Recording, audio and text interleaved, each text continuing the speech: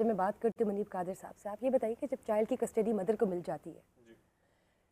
لیکن نفقہ کی بات ہوتی ہے نا اور ایکسپینس کی بات ہوتی ہے, اس کے حوالے سے بتائیے کہ کیا ان رائٹس کے بارے میں اویئرنیس ہے عورتوں کو, اور وہ کیا کس طرح سے اپلائی کر سکتی ہے, کس طرح اپلیکیبل ہے یہ سوسائٹی میں؟ دیکھیے جو گارڈینس اینڈ وارڈس ایکٹ ہمارے پاس آیا تھا وہ 1890s کا ہے, تو اس میں تو best interest of the child وہ گورننگ فیکٹر ہے کہ بچے کی بہتری کیا ہے, اور پرزمپشن یہ ہے کہ بچے کی بہتری اس چیز میں ہے کہ جب وہ انفنٹ ہوتا ہے اور ایجز ویری کرتی ہیں لڑکی اور لڑکے کے بیچ میں, تو اس کی جو کسٹڈی ہے وہ ماں کے پاس ہونی چاہیے پریفرنشلی, لیکن جو پیراماؤنٹ رائٹ ہے ٹو گارڈین شپ وہ فادر کے پاس ہے. یہ تو قانون ہو گیا. البتہ جب اس طرح کے کیسز, چائلڈ کسٹڈی کے کیسز اسپیشلی جدھر پیرنٹس کی ڈیورس ہو گئی ہے, سیپریشن ہو گئی ہے, جب عدالتوں کے سامنے آتے ہیں تو وہی گورننگ پیراماؤنٹ فیکٹر جون سا میں نے بھی بولا ہے best interest of the child, تو ہم اس کو دیکھتے ہیں.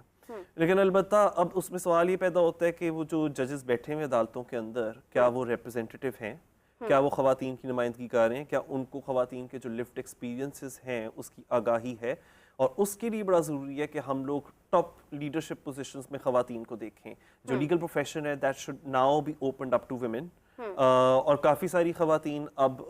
لا گریجویٹس بن رہی ہیں, لیکن کیا ان کو اتنی وہ are they getting equal opportunities کہ وہ ججز بن سکیں, وہ لیگل پروفیشن کے within they can step up the leader کہ ایونچولی وہ پھر آپ کے وہ جوڈیشری کے اندر ہمیں, بیکاز کیا ہے کہ جب تک فیمیل پرسپیکٹو نہیں سامنے آئے گا تو صرف چائلڈ کسٹڈی کیسز نہیں, domestic violence cases, honour killing cases, women's inheritance, property rights cases, جس پر بات ہوئی رائٹس آبویسلی ہیں. اس کے ساتھ آپ نے ایک بک بھی لکھی ہوئی ریسنٹلی, پیئنگ دی پرائس. کیا اس بک میں آپ نے ویمن رائٹس کے بارے میں ایکسپلیسٹ ڈیٹیلز دی ہیں, یعنی مردوں کو یوزلی کرنا کیا چاہیے؟ جی بالکل, یہ اتنا اچھا سوال ہے. اور وہ بک جون سی اس میں 4 حصے ہیں, اور ایک اس کا جو پارٹ ہے وہ ویمن رائٹس کے ساتھ ڈیل کرتا ہے, اور کمال کی بات یہ ہے کہ سب سے لمبا جون سا چیپٹر ویمن رائٹس. اور وہ آپ نے ایڈریس کس کو کیا ہے, ہمارے معاشرے کے جو مرد ہیں ان کو, کہ they should apply this in their life? ہمارے معاشرے کو جنرلی,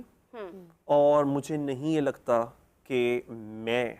اچھا لگوں گا خواتین کو بتاتے ہوئے کہ this is what you should think, this is what you should ask. میں آپ کو بتاتا ہوں اپنی پریولیج پوزیشن سے کہ آپ کو کیا مانگنا چاہیے, یہ میری جگہ نہیں ہے بتانے کی. سو میں سب سے پہلے ہی جو ہماری فیمیل ویورز ہیں میں ان کو آگاہ کرنا چاہتا ہوں اس بات سے کہ I am not sitting here to usurp your place,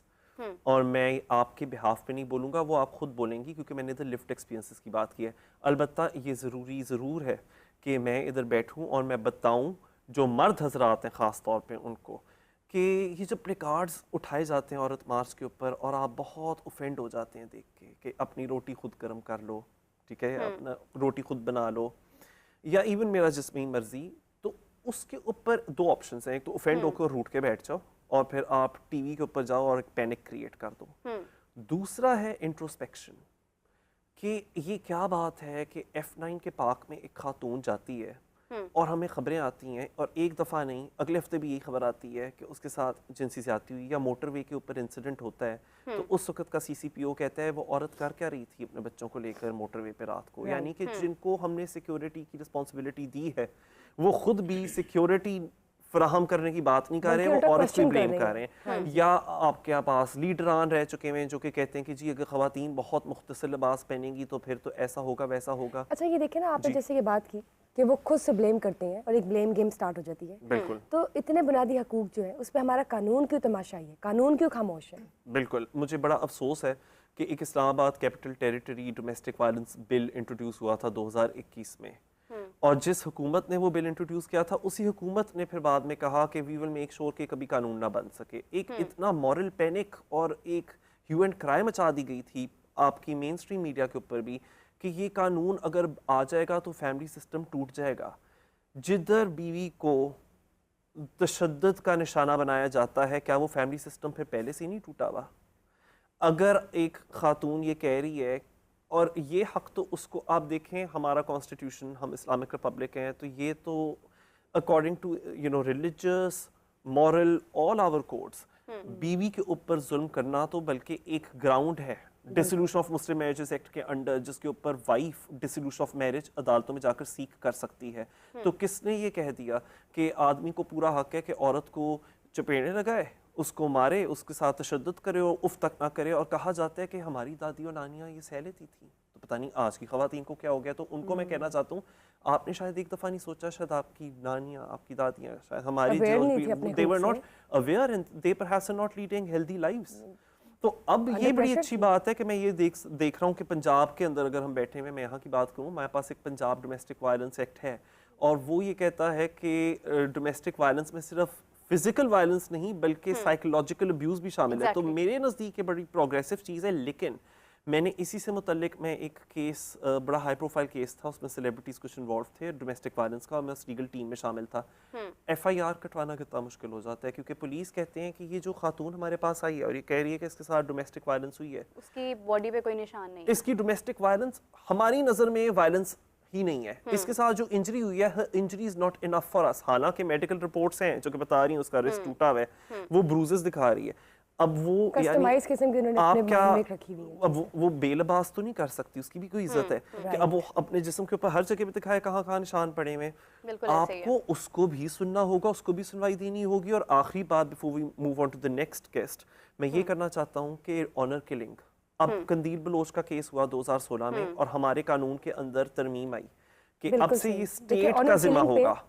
exactly माफी नहीं मिल सकती अब खानदान की तरफ से। और हुआ क्या, 2022 में हमारे सुप्रीम कोर्ट ने कंदील बलोच के भाई को रिहा कर दिया कि तुम बिल्कुल मासूम हो, क्योंकि तुमने कत्ल किया अपनी बहन का, लेकिन ऑनर की वजह से नहीं किया। तो इसका मतलब आज के दिन हमारे मुल्क में हर खातून अपने पोटेंशियल मर्डरर के साथ एक ही छत के नीचे रह रही है। ये एक लम्हा फिक्री है। बिल्कुल ऐसे ही है। इसी के साथ साथ अगर बात की जाए कॉर्पोरेट सेक्टर की, तो हमारे पास सुहेल शोएब साहब भी मौजूद हैं। आपसे मैं जानना चाहूँगी, because you know the corporate sector, मतलब यू नो, और उसमें ख्वातीन की भी एक लंबी फहरिस्त है जो वहाँ पर मौजूद होती हैं। कॉर्पोरेट में ख्वातीन के क्या राइट्स हैं? देखिए, अभी तो रिसेंटली जो हैरेसमेंट का लॉ जो है ना वो अभी बनाया गया ना, उसके अंदर तो बड़ा वाज़ेह तौर पे हर इदारे के लिए ये लाजमी करार दिया गया है कि वो एक पैनल बनाए और वहाँ पर जो भी हैरेसमेंट के हवाले से कोई कंप्लेंट्स हैं उनको सुने, और अगर वो नहीं करते तो फेडरल ओम्बड्स पर्सन बनाए गए हैं। पहले इसे ओम्बड्समैन कहा जाता था, अब इसे ओम्बड्स पर्सन कहा जाता है। और वहाँ पर भी जो है ना वो अपनी ग्रीवियंस पिटीशन जो है ना वो फाइल की जा सकती है, और इसके ऊपर अल्हम्दुलिल्लाह बहुत अच्छा वर्क हो रहा है। लेकिन ये बताइए, कॉर्पोरेट सेक्टर्स में औरतों को क्या अवेयरनेस है, या अगर आप कुछ फैक्टर्स बताएं कि वो ये एक जैसे कह दे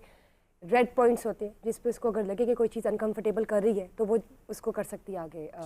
एक्शन ले सकती है। इसके ऊपर तो मेरा ख्याल है कि बहुत से कॉर्पोरेट सेक्टर्स को भी अवेयरनेस नहीं है, लीव पार्ट के खवातीन को है या नहीं है, क्योंकि अभी तक किसी भी, to best of my knowledge, किसी भी कॉर्पोरेट सेक्टर ने कोई इस तरह के अपने डिपार्टमेंट्स जो है ना वो नहीं बनाए जिसके अंदर जो है ना वो अगर इस तरह का हैरेसमेंट। अच्छा, इसके अंदर एक और चीज़ है, मिसेस जस्टिस आयशा मलिक की एक जजमेंट है, हैरेसमेंट के अंदर सिर्फ सेक्सुअल हैरेसमेंट नहीं आता, इसके अंदर दूसरे हैरेसमेंट्स भी जो है ना वो शामिल हैं। बट क्योंकि अभी आपने जो पहला क्वेश्चन किया था ना वो जो फैमिली लॉ के हवाले से, मैं उसके ऊपर ना एक रीसेंट जजमेंट है मिस्टर जस्टिस